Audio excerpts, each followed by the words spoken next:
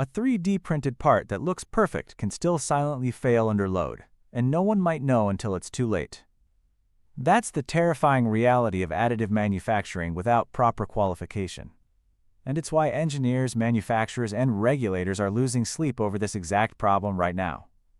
Welcome back. Today we're diving deep into one of the most critical and honestly most underappreciated topics in the world of additive manufacturing: qualification. By the end of this video, you're going to understand exactly what qualification means in AM, why it's so much harder than traditional manufacturing, how the industry is working to solve it, and what the path looks like from a raw design file to a fully certified, trustworthy part. Whether you're a student, an engineer, or just someone curious about the future of manufacturing, this one's for you.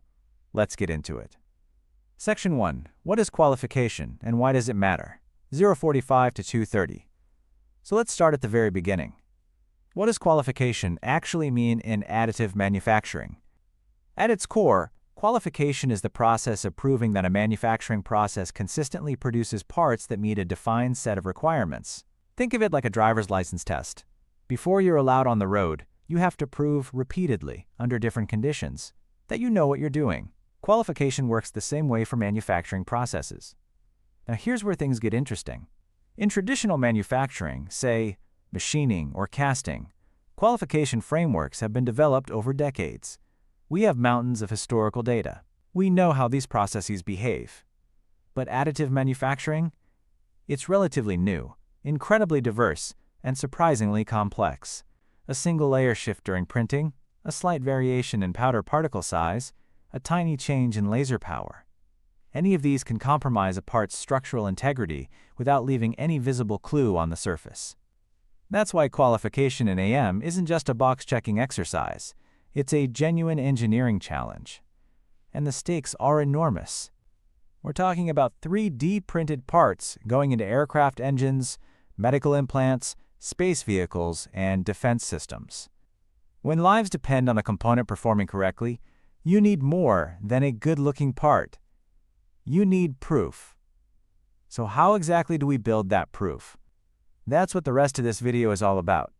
But first, let's talk about why additive manufacturing makes this so uniquely difficult. Section 2. The unique challenges of AM qualification, 230 to 415. Here's a question that keeps qualification engineers up at night. If two identical printers, running identical parameters, using identical material, build the identical design, will the parts actually be identical? The uncomfortable answer is, not necessarily. And that's one of the defining challenges of AM qualification.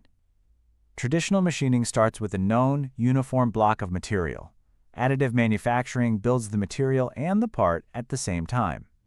Layer by layer, the thermal history of each part is constantly changing. Heat accumulates, residual stresses build up, microstructure forms in ways that depend on exact build position, orientation, and even what else is being printed nearby on the same build plate. Add to that the sheer number of variables: laser power, scan speed, hatch spacing, layer thickness, powder characteristics, ambient humidity, machine age.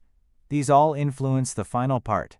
And when you're trying to qualify a process across multiple machines, multiple facilities, or multiple material batches, the complexity explodes. This is what experts call the process structure-property relationship.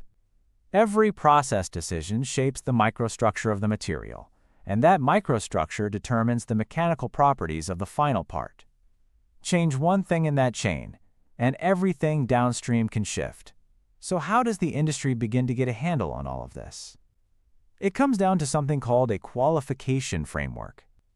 Section 3. Qualification Frameworks and Standards, 415 to 555. A qualification framework is essentially a structured roadmap. It tells you what you need to test, how you need to test it, what data you need to collect, and what thresholds you need to meet before a part or process is considered qualified. Several major standards bodies have been working hard to develop these roadmaps specifically for additive manufacturing. Organizations like ASTM International, SAE, NASA, and the Department of Defense have all published or are developing AM-specific standards. For example, ASTM's F42 committee has produced a growing library of standards covering everything from terminology to design guidelines to process qualification protocols for specific AM technologies. The general approach most frameworks take involves 3 levels: material qualification, process qualification, and part qualification. First, you prove the material behaves consistently. Then you prove your process produces consistent material behavior. Then you prove the resulting parts meet design requirements. Each level builds on the previous one. Think of it as a pyramid of evidence.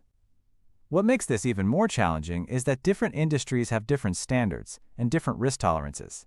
Qualifying a part for a commercial consumer product is very different from qualifying one for a commercial aircraft, which is itself different from qualifying one for a crewed spacecraft. So while these frameworks exist and are evolving rapidly, there's still no single universal qualification standard for additive manufacturing. That gap? It's one of the biggest open problems in the industry right now, but there's one tool that's becoming increasingly important in helping close it, and it might surprise you. Section 4. In-Process Monitoring and Digital Thread, 555 to 750. Imagine being able to watch every single layer of a part being built in real time and automatically flag anything that looks wrong before the build even finishes. That's the promise of in-process monitoring, and it's quickly becoming one of the most powerful tools for AM qualification. Modern AM machines are increasingly equipped with sensors, high-speed cameras, thermal imagers, acoustic sensors that capture data throughout the build. Algorithms analyze this data layer by layer, looking for signs of porosity, lack of fusion, delamination, or thermal anomalies. If something goes wrong on layer 47 of a 500-layer build, in-process monitoring can catch it immediately instead of discovering the defect after hours of wasted machine time. But in-process monitoring is just one piece of a larger concept called the digital thread. The digital thread is a connected data trail that follows a part from its original design file, through simulation, through manufacturing, through inspection, all the way to end use. Every decision, every measurement, every anomaly is recorded and linked. For qualification purposes, this is revolutionary. Instead of trying to infer quality from after-the-fact inspection alone, you now have a complete, documented history of how every single part was made. This data-rich approach makes qualification faster, more defensible, and ultimately more reliable. And it leads naturally into the final piece of the puzzle: how parts actually get certified for real-world use. Section 5. Part certification and the path forward, 750 to 930. Qualification and certification are related but distinct concepts. Qualification says the process is capable of producing good parts. Certification says this specific part is approved for use in this specific application. Certification is the finish line, and crossing it requires documented evidence from every stage of the qualification process. In high-stakes industries like aerospace and medical devices, regulatory bodies like the FAA or FDA are heavily involved in the certification process. They want to see material traceability, process control documentation, non-destructive testing results, mechanical property data, and in many cases, statistical confidence that the results are repeatable. This can take years and cost millions of dollars, which is one reason AM adoption in safety-critical applications has been slower than many expected. The good news is that the field is advancing rapidly. Machine learning is being applied to qualification datasets to find patterns humans would miss. Digital twins, virtual replicas of the build process, are being used to predict defects before they happen. And as the industry accumulates more data, the statistical confidence needed for certification becomes easier and faster to establish. The future of AM qualification isn't just about testing parts more rigorously. It's about building intelligent systems that make quality a built-in property of the process itself, not an afterthought. So there you have it. Qualification in additive manufacturing is complex, it's critical, and it's one of the most actively evolving areas in the entire field. We covered what qualification actually means, why AM makes it uniquely difficult, how frameworks and standards are being developed, what in-process monitoring and the digital thread bring to the table, and how certified parts actually make it into the real world. If you found this valuable, please hit that like button. It genuinely helps this content reach more people who need it. Subscribe so you don't miss the next video in this series.